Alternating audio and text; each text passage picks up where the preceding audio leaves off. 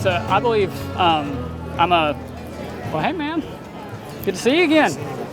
I'm a dehumanize. So what that means is that I believe the principles that were in God's law are still valid. Not that we are held to God's law in a salvific way, that we rely, that we don't rely on the law to save us. But Paul says that the law is a tutor. The law teaches us, because if you think about what the law was, God had just pulled all his people out of Egypt, and now you've got this malleable group, and God has to establish a society. And the law was him saying, here's how you're going to run your society. Me as the perfectly just and holy God, this is how I am telling you a society should be run. So there were elements of the law, like the ceremonial stuff, like the dietary restrictions and the cleanliness and the stuff like that. Those don't necessarily apply because Christ fulfilled those. Most of those were prophetic of who Christ would be. They explained to us how he would redeem us. But like some of the civil and moral laws, like don't murder, stuff like that, you can still look at those and draw principles. So like I look at Leviticus 20, talks about, because the people in the land at the time were sacrificing their children to Molech.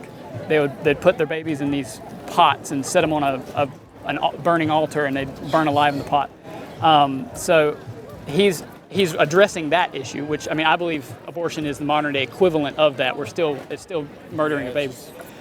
So in Leviticus 20, he obviously condemns. He's like, if it doesn't matter if it's one of my people or if it's a foreigner, if they commit child sacrifice, you're to put them to death. It's actually the first time stoning is ever mentioned in the Bible. So that's already a really strong condemnation. And he also says, whoever does this, I'm going to set my face against him and cut him off from the people. Okay, so that's a temporal, civil punishment and also a spiritual judgment. And then he says, so first he's pointing the finger at the guy who's sacrificing his child, and then he points his finger to everybody else in the nation, and he says, and if the people of the land do it all close their eyes to that man when he gives his child to Molech, then I will set my face against that man and his clan. So he's saying, if we allow child sacrifice in our land and we don't establish justice, then God gives us the same spiritual punishment or the same spiritual judgment of setting his face against us as the one who actually was doing it. So like we incur blood guilt by being apathetic. And like the prophet Isaiah, or through the prophet Isaiah, God tells the people of Israel who had been doing this, they didn't obey him, they sacrificed their children anyway. He says, I've had enough of your burnt offerings. I've had enough of your feasts and your worship. I hate your worship. You may lift up many prayers, but I'm going to close my ears. You may lift up your hands, but I'm going to close my eyes because your hands are covered in blood. Proverbs 24 says to rescue the weak, or rescue those being carried off to death. So, like, that's why I'm looking at it, and I'm like, I can't. Like, God doesn't say that don't murder unless. There's no conditional statements on the command not to murder and not to commit child sacrifice.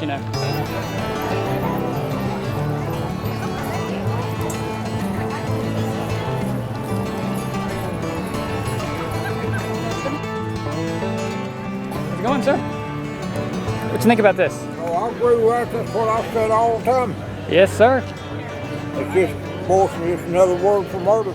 Yes, sir, it is. I believe it's child sacrifice. Yeah. When the Bible talks about child sacrifice, I believe that is exactly what we're doing. Because people will get pregnant and they'll say, well, I want my money, I want my freedom, I want this career. So let me kill this child so I can have what I want. That's. Oh, yeah. Them more women up there say, my body, I'll do what I want, I want mess. And they got all kind of birth controls there. Oh yeah, birth controls are just as bad.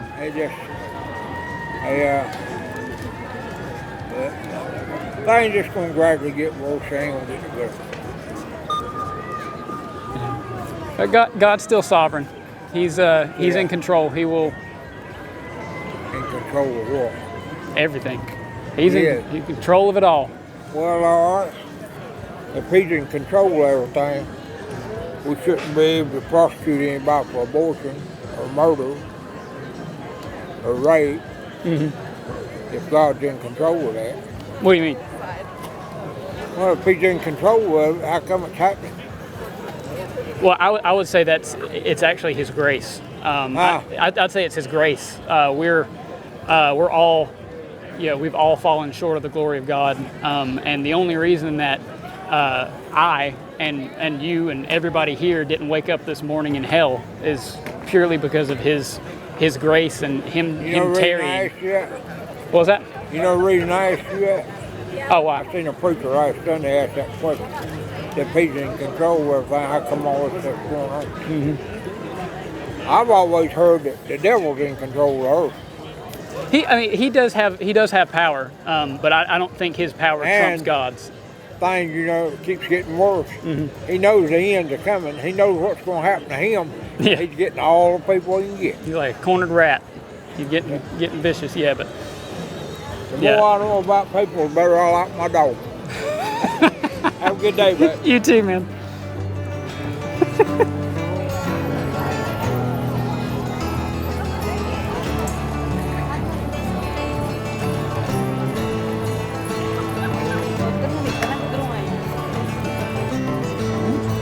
How's it going?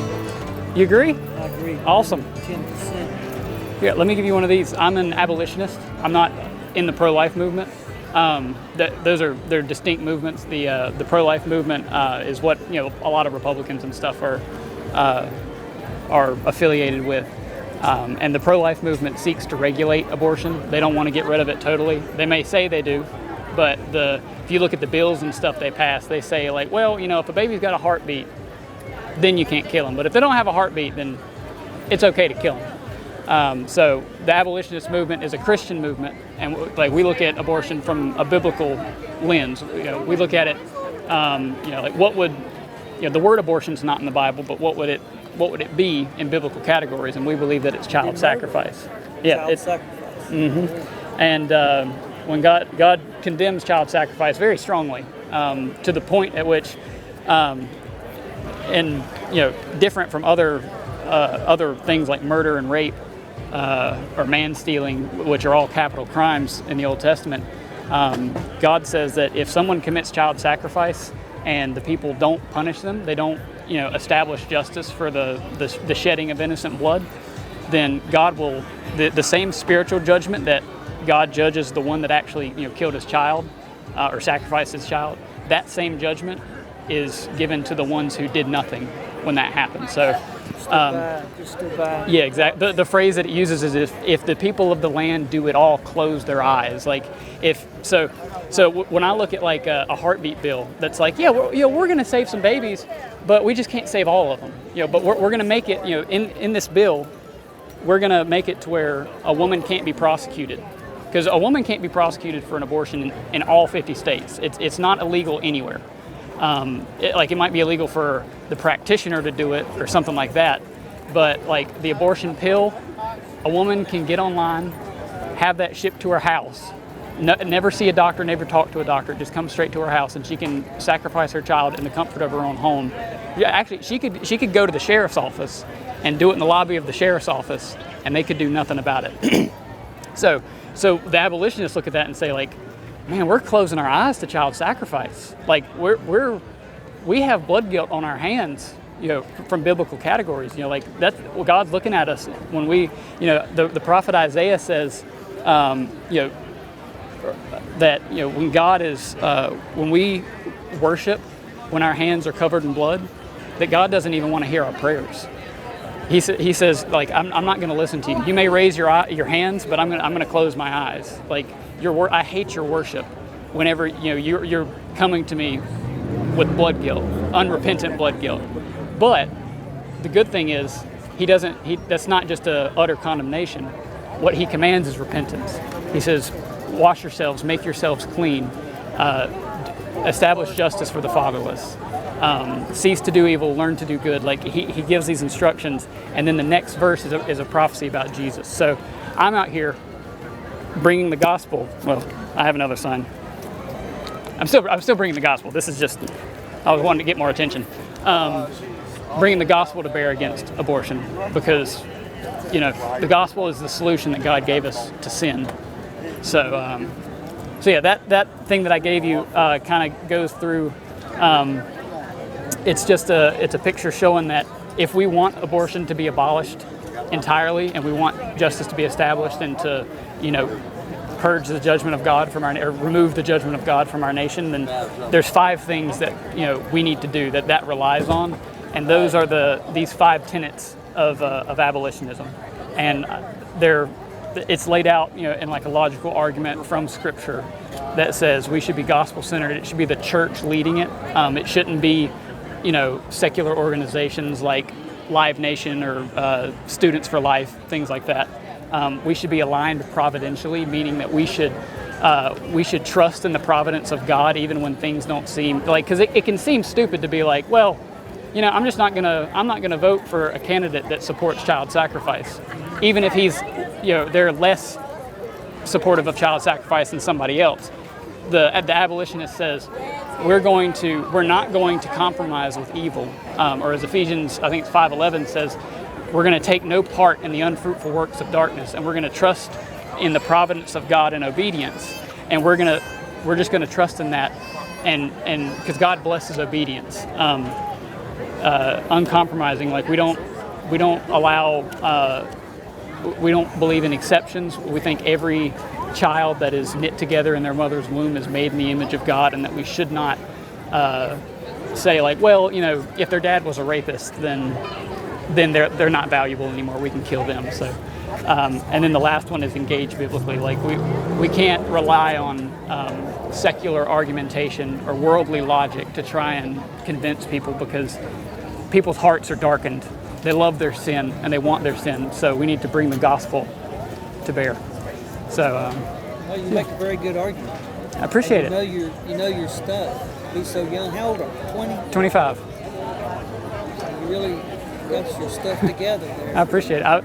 I spend a lot of time thinking about this, because I've personally participated in the sin of child sacrifice. When me and my wife first got married, we used an abortifacient IUD for 2 years, and I don't know how that kills all the, that doesn't stop conception. It allows conception, and then basically prevents them from implanting. So it basically starves out every child that's conceived. I never knew this. Yeah, we didn't either. But we didn't even think about it. We were apathetic. We didn't do the research and find out what we were putting in my wife's body. And so when we get to heaven, we don't know how many people are going to be up there that call us mom and dad. I don't know how many faces are going to greet me. So not that me standing out here doing good works can save me. I don't believe that at all. I'm wholly reliant on Christ for my redemption. But it's at least why I have a little bit. I have the passion to be out here, is because I'm guilty myself. I'm not down here saying like you bunch of sinners. I'm like I'm a murderer, and I don't want anybody else to continue murdering their children. Well, it's nice to meet you. Yeah, man. It was good talking. Have a good day. Yeah, you too. Keep going. Will do. God bless you. Voice as strong as thunder will be heard across the land, calling to the magistrates to save our neighbor man.